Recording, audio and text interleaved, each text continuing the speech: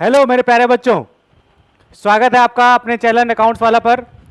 और हम लोग सफलता टेस्ट सीरीज डे 6 का आज डिस्कशन करेंगे।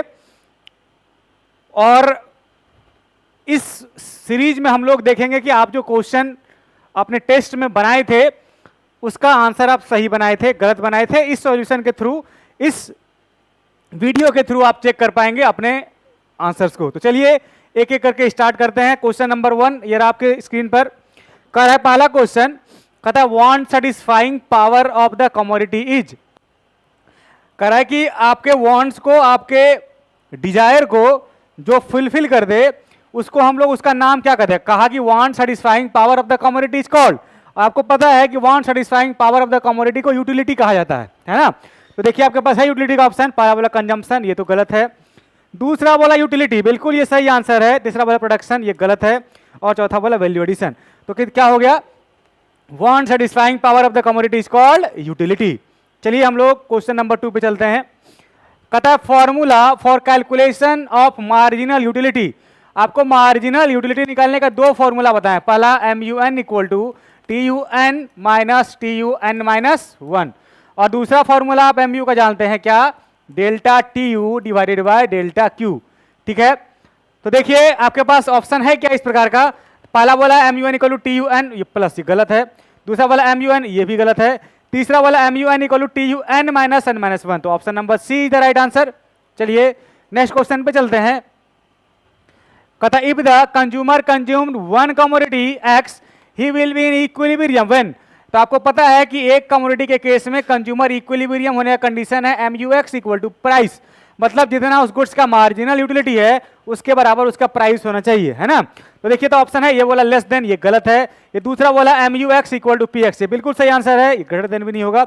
इक्विलिब्रियम का मतलब होता है बैलेंस, और बैलेंस वहीं पे होगा जहां पे उसका प्राइस और उसका मार्जिनल यूटिलिटी दोनों जो है वो बराबर होगा। चलिए नेक्स्ट क्वेश्चन पे। कहता है when marginal utility is negative.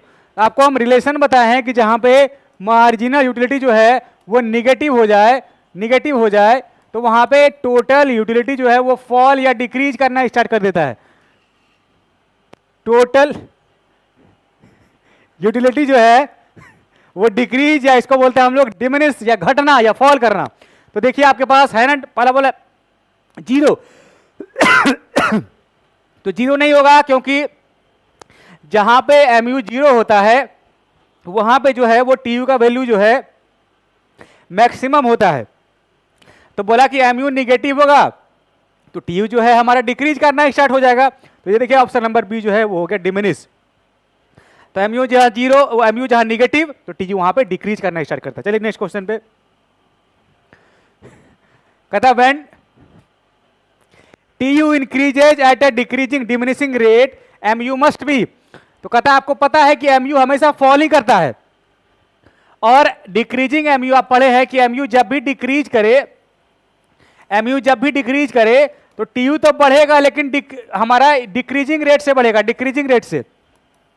तो कह रहा है ऑप्शन में, क्वेश्चन में कि when TU is increasing at a diminishing rate तो MU क्या होता है, तो MU डिक्रीज करता है। देखिए ऑप्शन नंबर बी कि हमारा मार्जिनल यूटिलिटी जब भी डिक्रीज करता है तो TU इंक्रीज करता है डिमिनिशिंग रेट से। ठीक है, नेक्स्ट क्वेश्चन पे। कहता इन एन इकोनॉमी, चलिए आपका मैक्रो का आ गया, MA का क्वेश्चन नंबर फर्स्ट, अभी तक माइक्रो चल रहा था। कहता in an economy if real gross domestic product real GDP is 300 crore and price index is 110 crore. ये आपको बेस ईयर का दिया है कि उसका बेस कितना था, ठीक है, उससे आपको मतलब नहीं है। Calculate nominal GDP। तो कहता है नॉमिनल GDP निकालने के लिए हमारा फॉर्मूला आप पढ़े हैं, nominal GDP equal to real GDP divided by 100 into price index, यही आप पढ़े हैं। तो रियल GDP है, आपको रियल GDP कितना दिया हुआ है 300 divided by 100 into price index कितना है, कहता प्राइस इंडेक्स हमारा है 110। तो इसको काट लीजिए, 110 गुना 3 कितना हो गया, ये हो गया 330, ये हो गया इसका आंसर। देखिए आपके पास है 330 आंसर। देखिए फर्स्ट ही ऑप्शन हो गया 330 करोड़ का। ठीक है, चलिए क्वेश्चन नंबर 2। करा if the nominal GDP is 5500 crore, price index is 110 और उसका बेस 100 का है, तो कैलकुलेट रियल GDP। तो कहता है रियल जीडीपी कैलकुलेट करने का फॉर्मूला आप पढ़े हैं कि nominal GDP divided by price index into 100। तो नॉमिनल जीडीपी कितना है आपका, ये है आपका 5500 डिवाइडेड बाय प्राइस इंडेक्स कितना है 110 इंटू 100। ये काट दीजिए तो 11 पचे 55, ये हो गया 50, तो कितना हो गया 100 गुना 50, ये हो गया कितना आंसर, ये हो गया 5000। देखिए आपके पास है ऑप्शन 5000, देखिए ऑप्शन नंबर ए ही है 5000। चलिए नेक्स्ट क्वेश्चन पे कहता है if the nominal GDP 420 and price index is 105 and base is 100 calculate the real GDP. तो रियल जीडीपी निकालने का फॉर्मूला अभी आपको हम बताएं क्या, nominal GDP divided by price index into 100। तो नॉमिनल जीडीपी कितना है 420, प्राइस इंडेक्स कितना है इसमें 105 इंटू 100। तो 120 105 पंचे 420, तो 500 गुना 5 गुना 100 कितना हो गया, ये 500 ही हो गया आंसर। देखिए आपके पास 500 ऑप्शन नंबर बी।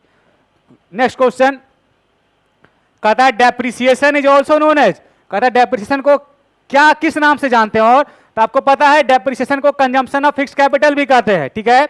इन्वेस्टमेंट नहीं है, कैपिटल फॉर्मेशन भी नहीं है, नॉन ऑफ दीज भी नहीं होगा, तो डेप्रिसिएशन को क्या कहते हैं, और हम लोग डेप्रिसिएशन को कंजम्पशन ऑफ फिक्स्ड कैपिटल भी कहते हैं। चलिए नेक्स्ट क्वेश्चन पे कह रहा है इसमें से आप डेप्रिसिएशन कैलकुलेट कीजिए कैपिटल एसेट्स का, है ना, और आपको एस्टिमेटेड लाइफ भी दिया हुआ है मशीन का, उसका वैल्यू भी दिया हुआ है और स्क्रैप वैल्यू भी दिया हुआ है, ठीक है। तो डेप्रिसिएशन निकालने का फॉर्मूला आप जानते हैं क्या, कहता है कि हमारा जो वैल्यू ऑफ एसेट्स है, वैल्यू ऑफ एसेट्स सॉरी, ये हमारा जो वैल्यू ऑफ एसेट्स है इसमें से हम जो है स्क्रैप वैल्यू को घटा देते हैं, स्क्रैप वैल्यू, और डिवाइडेड बाय जो उसका वर्किंग लाइफ है, देखिए एस्टिमेटेड लाइफ या वर्किंग लाइफ, एस्टिमेटेड लाइफ से हम डिवाइड कर देते हैं, तो उसी को हम कहते हैं क्या, हमारा डेप्रिसिएशन आ गया। तो वैल्यू ऑफ एसेट्स कितना है 120 lakh minus 15 lakh scrap value, और डिवाइडेड बाय ईयर कितना 7, तो 120 माइनस 15 कितना हो गया, ये 105, और डिवाइडेड बाय 7, तो इसको 15 बार में काट दीजिए, इसका मतलब इसका जो है 15 लाख इसका आंसर हो जाएगा 15 लाख। तो देखिए आपके पास ऑप्शन है, देखिए ऑप्शन नंबर ए जो हो गया 15 लाख, ठीक है। तो इतना था आपका सफलता टेस्ट सीरीज डे 6 का सॉल्यूशन, ठीक है। तो आज के लिए इतना ही, और फिर से हम लोग अगले वीडियो में मिलेंगे सफलता टेस्ट सीरीज डे 7 के साथ। तब तक आप लोग अच्छे से तैयारी कर लीजिए, ठीक है, करते रहिए। ऑल द बेस्ट और बेस्ट विशेष आपके टेस्ट की। Thank you.